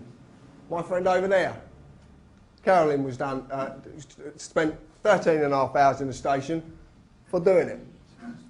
You're not going to stop these people taking you away. And if you can't handle it, it's like the old saying, if you can't handle it, you know, what is the saying about the heat? Forget it. Whatever. You know, you can't stand the heat, don't go in the kitchen. It was 13 and 3/4 hours, and at the end of it, I did not consent to that. Absolutely. Never consented. Never. And so one of the things I want to say about this is as well, which is very unique, is that all the time that Carolyn spent in the police station, out of all the officers she spoke to, it was a civilian who actually backed her up and said what she's saying is true. A civilian knew. But see, the officers don't understand it. They don't know. Unless you get to Chief Inspector level, then they understand, because that is fun. They really do understand the rules of the game. And I prove it because Chief Inspector Hewitt of Hertfordshire Constabulary rang me at 11:45 one night to discuss an incident that he wouldn't do because of statutory legislation. And I said that he had a common law duty to do it. And guess what? He did it. He overruled statutory legislation and he used common law. The reason being is because he knew, I knew, the rules of the game. Can you get the chief, if you're in the police station... Oh, absolutely. Do you know what the powerfulest thing to say to the police? Can I now place on record your refusal? That word strikes bells in these people. Because if you refuse a contract, it's called dishonour. And they know that. It must be the only way, because I don't know how it works. All I know is that I threatened the Chief Inspector with common law, and the incident was over a noisy neighbour, would you believe? It wasn't nothing to do with me, it was my stepson. I even proved that the sergeant that night committed perjury. He lied through his teeth. Absolutely lied through his teeth. Remember as well, you're walking into an environment, you have absolutely no protection. You have no protection from these people. They can do what they want. I've got stories. I've got no reason to disbelieve it. And a gentleman's coming to see me tomorrow. He was threatened with being hung up by his left leg until he consented. Yeah, I was threatened with violence. Richard was threatened. Carolyn's threatened. Do you know why? Because they're frightened of you. They are seriously frightened of you. They're frightened of the words you use. But the police officers are starting to know. They are, darling. I know they are. Absolutely.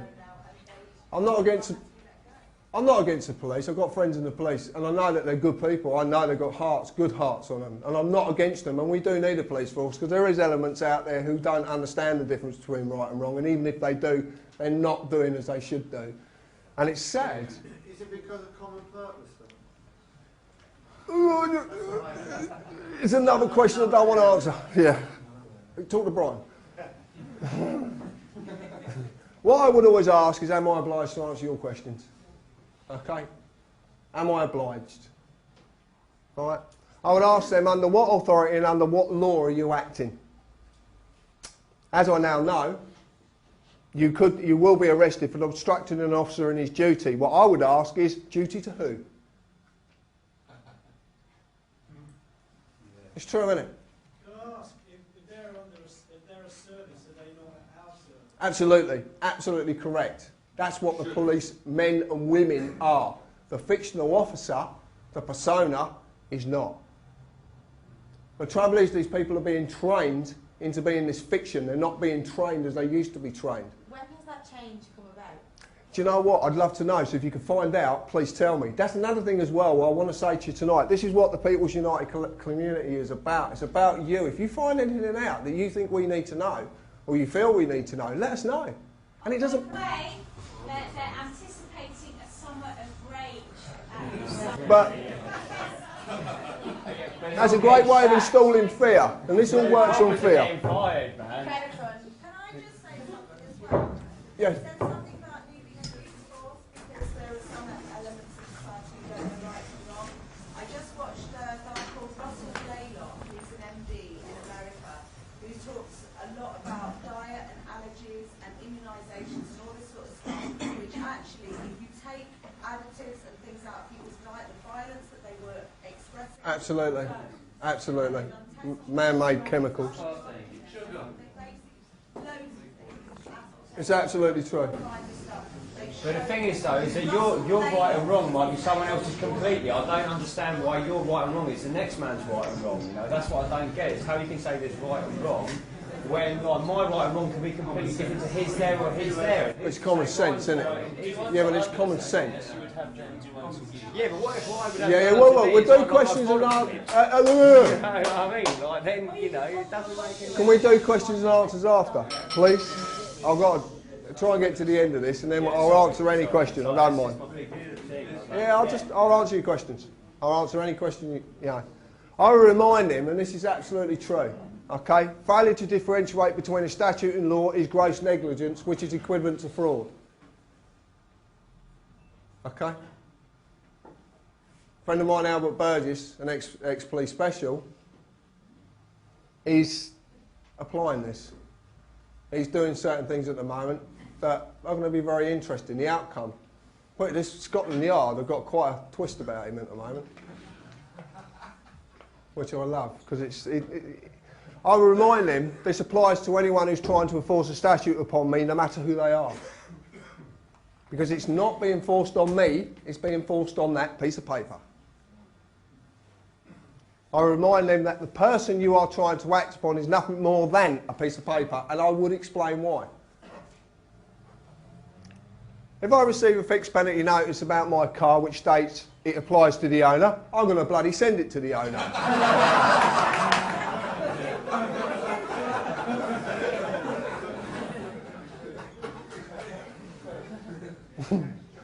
This, this applies to any fixed penalty notice I receive regarding something I've been duped into registering. If I receive an on-the-spot fine, I will send it to the GRO with a copy of my birth certificate saying you created the person, you own the place, and you pay the bloody fine.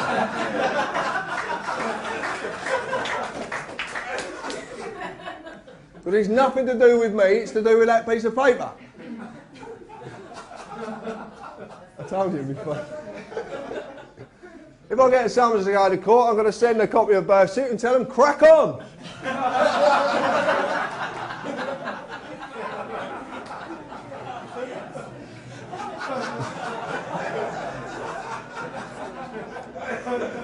I'm sorry, but it's that simple. That's how simple it is.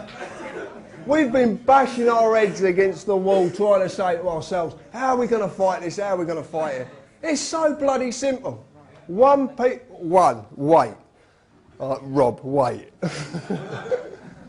One piece of paper in our world creates 10 in theirs. Okay? That's what it creates. It creates 10. You don't have to do the maths for you. Work it out for yourself. One doctor, one case, 15,000 pieces of paper. Okay? Do the maths. They want to do paperwork? Give them paperwork to do.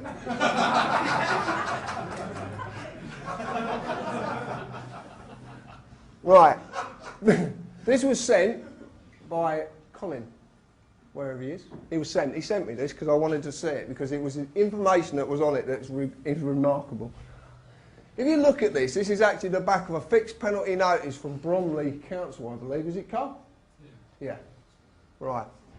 You can't really see it, and it's a shame, because everywhere, owner, owner, owner, it talks of the owner. In every single part of it, it talks, and then it even says the person. Okay? But and then over here, exactly the same. Notice to the owner. Notice to the owner. It's always to do with the owner. But this bit is the most interesting. This bit. You see all these boxes? They are not pertaining to this document, and they have nothing to do with the subject matter of this document. Check this out for yourself. Basically, take all them boxes off there, and they mean nothing. It means they pertain to something else. This is a trick. You agree to be the person because you sign, you give your title, you give your address, they've got joinder, because they can only act upon that person if they get joinder. Don't believe because you give your name that they can act upon you, because that's bullshit. And I'm going to say it's bullshit because it is. They can only act when they get an address, because I could be John Harris, there could be 100,000 of me in this country. And until they can get me pinned down to an address, they use the postcode to do it. When they get me pinned down to an address, they've got the John Harris that they want. And this is very, very important indeed, because this is what they basically do. Take all that crap off, okay, and that's, you agree to it. They send you an offer, they give you the consideration, and you accept it. It's nothing but a contract. That's all it is. You just don't know it is. It's a con. Absolute con. So when they send you this, send it back to them and say, you don't want me, mate. Don't want me. Nothing to do with me. My point is this. Lawful rebellion is about lawful hindrance. This is what I said to you earlier about non-violence. This is peaceful. It's lawful. Right on that banknote. Of what? Send it back out again.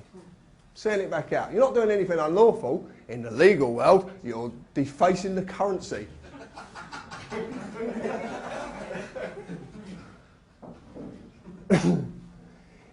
It is about a legal illusion. Use their own legal illusion against them. Just simply do it. Just use their own illusion. Do this with a smile on your face. Do it peacefully and kindly, because the real victims here are the ones who actually believe they are a person. They're the victims. All the bad in the world is caused because of this problem, the person. Everything that goes on in this world is caused by this. If I do this enough, and sooner or later the truth will emerge. And they will have to defend the registration process, the birth certificate, and finally, money. They will have to defend it. Everyone will realise it is an illusion. I am a man. I am not a person. A person is just an affliction of my mind in one world and a piece of paper in another.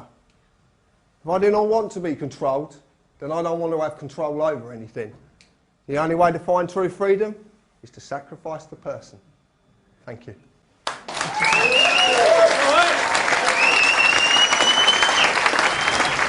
enjoyed that.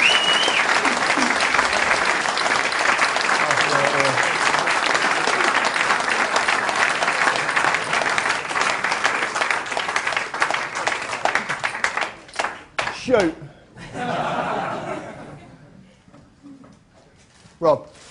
So, if you send your birth certificate to court, can we not expect a warrant for our arrest?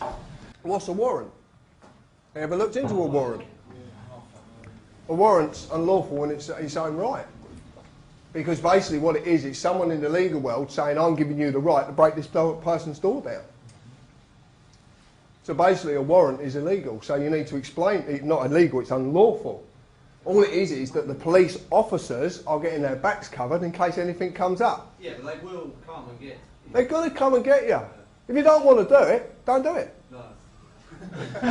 Simple as that. Someone rang me up recently, they said, don't want to pay my TV licence. I said, yeah, that's fine. How far are you willing to go? You willing to go to prison? No, I said, pay it then. It's simple, isn't it? Yeah, last time I went to court, I didn't even make it in the courtroom door. So, Why? So? Why? Why? Because I stood at the door and I said, sir, sir, will you allow me to enter this room whilst retaining my full unalienable... Oh, no, they won't let you do that. No, exactly. Case dismissed. Absolutely, Carolyn would do... I know, well, at the end of the day, What were you in court for? some of them are up for the aggro, and they want to take the fight to the hill. Some people don't. Carolyn's case is a classic, refused to get in the dock, case dismissed. I'm not a criminal, I'm not getting in the dock. Do we know the definition of a crime? Do you know the definition of a crime? It means there has to be harm or loss, or injury. If you go past a speed camera, is there any harm or loss? Corporation can't stand. Absolutely. Definition of a crime, no harm or loss. Yeah. Is that always a good thing? Pardon? It's always a correct perception of a definition of a... Well, yeah, because in common law, a crime exists if I've caused you harm or loss. What about yourself? Going maybe too fast for a road where maybe children are present. And if you haven't run a child over, what's the problem? But luckily you hadn't run a child over. Imagine if I had, because the speed I was going out. No, you're living in a world of society, and you want your world controlled. Sorry, but that's the world of control. I entered into being a free man on the land. No, I want to explain something. I entered into being a free man on the land. I'm actually going to take that away. I'm a man on the land. I was born free. I don't need to put free in front of my name. I'm a man on the land. Doing this opens up a whole world of arseache. Believe me, arseache. And you write letters for the rest of your life. But the second you say that you're free, the second you realise that you are a man, you're not a person, a whole different world opens up. No. Let me finish, please. Because one of the biggest things that comes down upon you is that you have to be responsible for your own actions. If you're driving down a road and it's got a speed limit, then if you believe that you're not responsible for your actions and you hit a child and knock it over, then you suffer the fate for doing that. You suffer it. You suffer it internally and you suffer it externally. But you don't need to be told that. It doesn't matter. They still get run over. That's a natural thing. Yeah, absolutely. Fair play. When you other people being responsible for their actions, then they do irresponsible things. I think when you... It's funny, you really do. You start to become more responsible for your actions. When I entered into this, I entered into it, I suppose, What I basically did is, when I went down to Buckingham Palace, I stuck my head over the parapet and said to the archers, come on, have a shot. Because that's basically what I did. I put my head on the chopping block. And people said to me, oh, you're going to end up like Dr. David Kelly. So I don't walk in woodlands. No, I'm joking. Yeah. If your state enters into an unlawful law, aren't you into an lawful rebellion anyway? If you're against the war and you're against... Oh, absolutely, yeah. You're in a lawful rebellion anyway. You are in a lawful rebellion, yeah. All I did is... Not automatically. It's a tacit acceptance by your silence. That's what they've got. It's your silence. That's another way of looking at it, yeah, I must admit. Here we go, battle of the egos. John, any future meetings in London? I've not got any planned. I would love to come back down here. I'd love to come back down. I really would. Monthly visit here. That's new. I'd love it. No, I'll be quite honest with you. This is. Would you be up for coming to more of a debate rather than a talk? No, because I don't argue. Sorry. It's not an argument. I think so. No. Debate is an argument. Oh, I don't want to argue. I just want to talk. Oh, yes, you do. Debate is an argument. I don't argue. You can pose any question you want. Whether you get an answer is down to me. Okay. Yeah. Sorry, mate, I missed the first part of your talk with the negative position. Sorry. Could you apply this to like getting out of things like mortgages and stuff? Well, right. Right. No. You laugh, actually. You laugh. Whoa. Right. You're going down a whole different line, and it's a very complicated process. There is a group of individuals that we know. There's another group of individuals who are actually going a different direction, and they're the ones who've just had this £300,000 mortgage quashed because the contract was proven to be unlawful. It was actually illegally... No. Wait. Right. Credit cards, there is something that was discovered a while ago if you took your credit card out before 2007. Yeah, it's 2007. I don't... Consumer Credit Law changed in 2007. That's right. That's right. Thank you very much. I don't deal with statutes, so the credit card company want money off of me. I just ask them what's tangible behind the currency. They don't seem to be able to answer me. So could you apply this, and so has this been used in order to sort of get out of debt? Yeah, I have. I haven't paid a debt that's like 10 years old and they will never get it off. And I've had 15 different credit agencies chase me and they set it off. At the end of the day, look, right, at the end of the day, I've got to, there is... What you got, this is not about getting off your debts, okay? If you want to get off your debts, then crack on with someone else because I'm not interested. Because the reason being, if it's proven that whatever debt you're in was done by an illegal process, then yes, you're entitled to get off of it. Absolutely. But if you've done, it's like, if I do something wrong or you do something wrong, you deserve to have your collar felt. All I'm saying is you're not going to get justice, because there is no justice. Yes? About leaving the country if you give up your passport, Well, we kind of, no, because I haven't got a passport, and I don't bloody want one. Well, I've got one. Right, okay. You've got one. If you don't want to use your passport, right, if you don't want to use your passport, there is a common law right to travel. And as far as we understand is that if you contact the country you want to go to, they will send you a release form. Now, we don't know if this works because it's not been proven, but we do understand there is something called this common law right to travel. Gypsies use the common law right to travel. This might be the same thing. Sorry, John. Yeah. On the inland waterways on a narrowboat, does the law, is it all this still apply? You're lucky. Yeah, but they still claim that they use common law against you. No, could you say again? It's quite complicated. There are several corporations, British Waterways. Yeah. Yeah, they still claim that you can use common law against you to say they own your land. Yeah, no, that's very interesting because on one hand they deny common law and on the other hand they start to use it because they used it against some ambulance drivers recently. So it's very interesting what's happening at the moment. It would be something I would look into on your behalf, or talk to some other individuals who...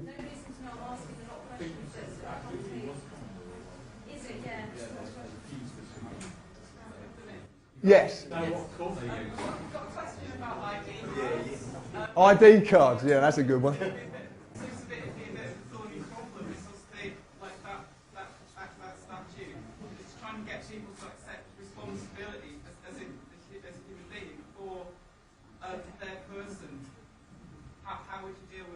What, the ID card? Yeah. And stick it up their arse. That's my dealing with it, I'm sorry. They can stick it out their arse. I'm not interested. I'm not interested. I'm not basically interested in anything they do. This is yes, a totally different question, but what does that symbol mean that you've designed? I knew you were going to ask that. This is the first time ever. Right. There's an ancient oh, I don't want to get into this. Right. I'll tell you. No, I will explain. I will explain. I will explain. Right. Right. This here is an ancient symbol. It's an ancient. There's an ancient language that come from Cornwall. Do you know? No one knows about it. Well, Are you Cornish? I've got something to tell you. Guess where I was born? St Michael's Mount. I'm a Cornishman.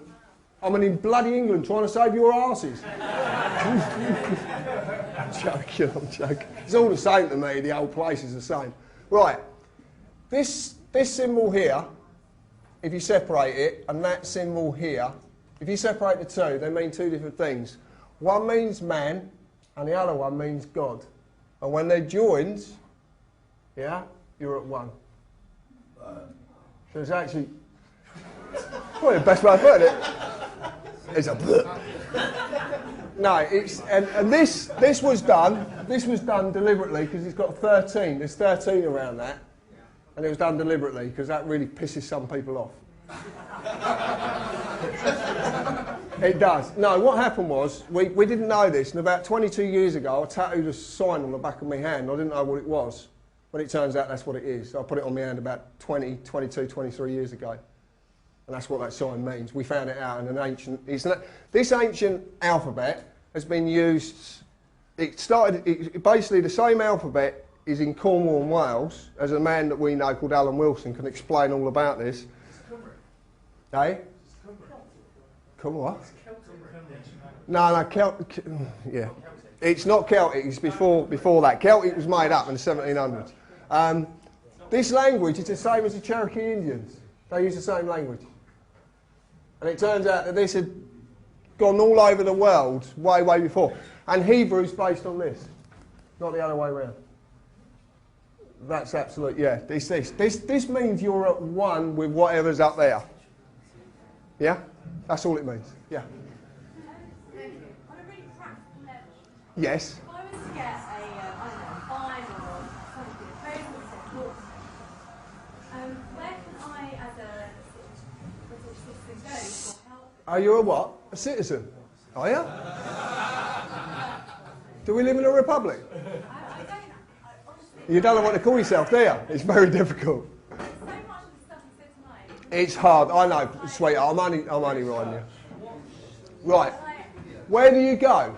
You know, I mean, I don't know the first thing about law or about... I don't know what my rights are. But I really don't know anything. Well, the best thing to do, I'll be quite honest with you, what you need to do is just start talking to people. Because what happens is, the most amazing... Right, I'll give you an example, right? Excuse me. Human beings only really change when they're on the epitome of their own demise. That's why the world's like it is. Because we will only change when we have no other choice. Okay? Because this is what's controlling us. And until such time as we can basically switch this off, and that's what's happening to us at the moment, that's what's happening worldwide.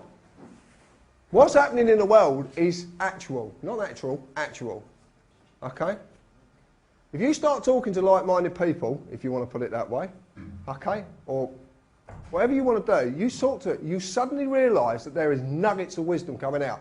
What the world is, it's abound with knowledge, but it has no wisdom.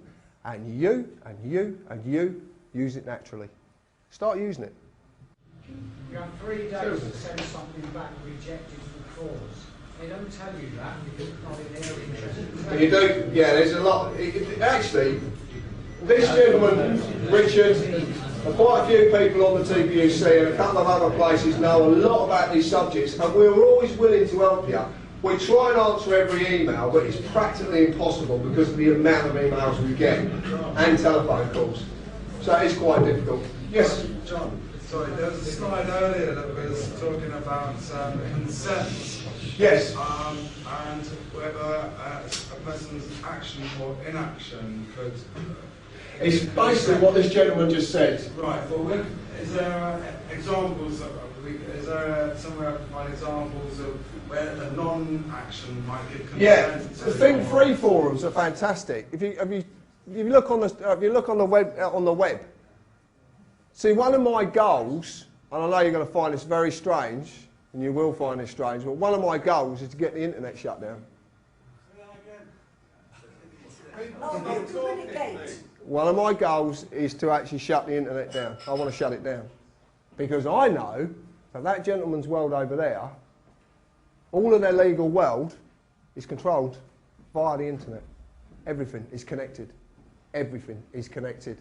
You shut that internet down and the whole legal illusion, the whole illusion across the world will shut down with it.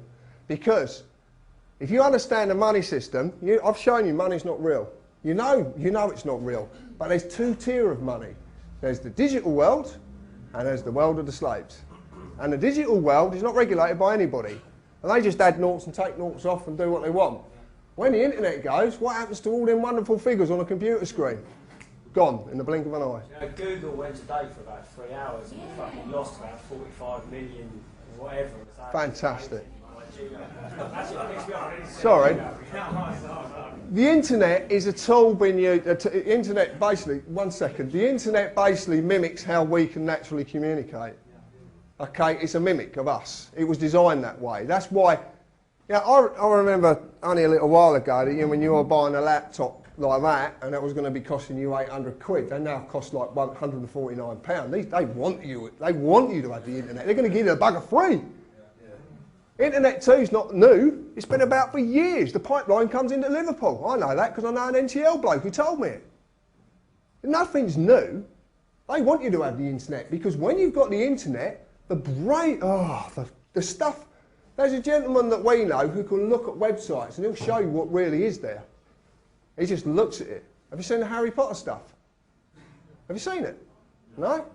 Get a Harry Potter film, the latest one they brought out, and look at the picture and study it. You won't see it. But when you look close enough and someone actually points it out to you, you can actually see the words sex, sex, sex, everywhere. And when you suddenly start to realise that this stuff is there, it's all over the place. They want to destroy it. What are they trying to do? See, this is it. This is the simplicity of it. The way that they win is to keep you in here. The internet keeps you in here. You cannot find what you need externally. What you're looking for, you already possess. You just don't know where to look. It's already in you. You can't be told it. I can't tell you anything. It's for you to realise it. When you realise it, then it's your truth. Then it becomes truth. Have a final round of applause for John here.